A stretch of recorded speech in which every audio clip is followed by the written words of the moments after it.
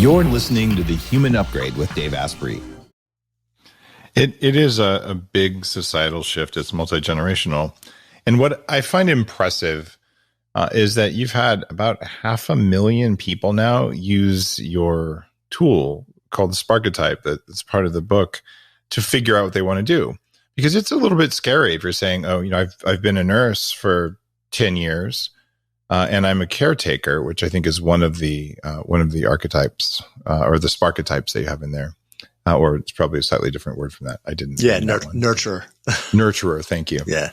But they're saying, okay, I'm not going to be doing that job anymore because even though there's an alleged shortage of nurses, we'll fire all the ones who don't, take a treatment that they don't want to protect other people, which is a violation of the medical ethics course they had to take to get their license to be nurses. But I won't rant about that. Just that there are literally 1 million nurturers looking for work right now. Like it's a once in a lifetime change for, actually you could do this anytime individually, but as an employer or as someone who's thinking of starting something, there's more people, good people who think for themselves available right now than you could ever hire, ever, as long as you actually can match up what you ask them to do with what they ought to be doing. So what have you learned from 500,000 people? Yeah. And as we have this conversation, it's probably closing in on closer to 600,000 people now, probably about over 30 million data points from all that. And so we got some really fascinating, both quantitative and qualitative intel from this over the last 4 years or so.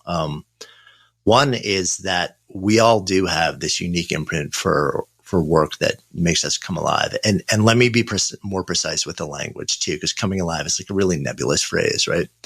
So when I talk about that, I'm talking about the confluence of 5 different states, each of them well-researched and critical to human flourishing.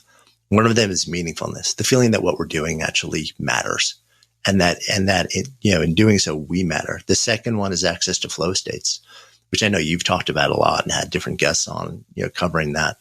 The third one is excitement and enthusiasm. The org world calls this engagement. I like to use human words. So it's like you wake up in the morning and even if it's really hard and it's a lot of work, you're actually excited to do it and it energizes you.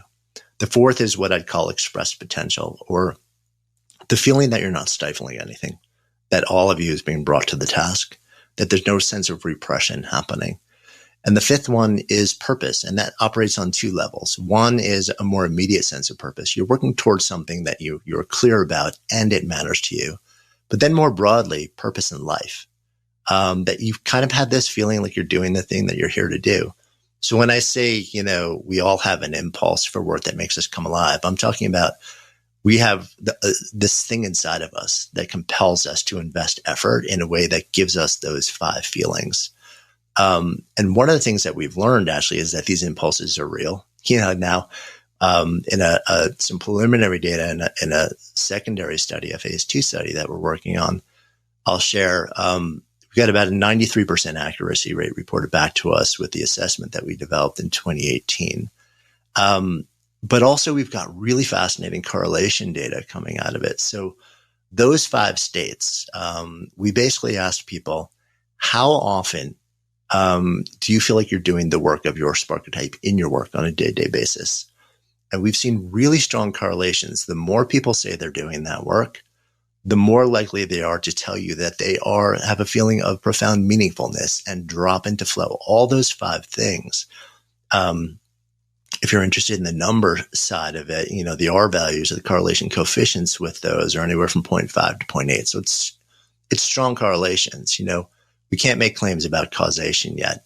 That'll be a down the road project over the next couple of years. So one of the things that we know is that actually, with a big data set, that we are really seeing a powerful correlation between doing this work, following this impulse, this red thread that exists inside all of us. And actually all of these 5 critical states for human flourishing, the ones that we aspire to, the ones that make us feel good, and then the follow-on effect of that, which I'm fascinated by, and is where there's a stronger tie into your work over the last decade, is, when we hit those states, what does that actually mean? What's the tumble-on effect between feeling of meaningfulness and purpose and inflammation and disease risk and, anxiety and depression and your physiological states in addition.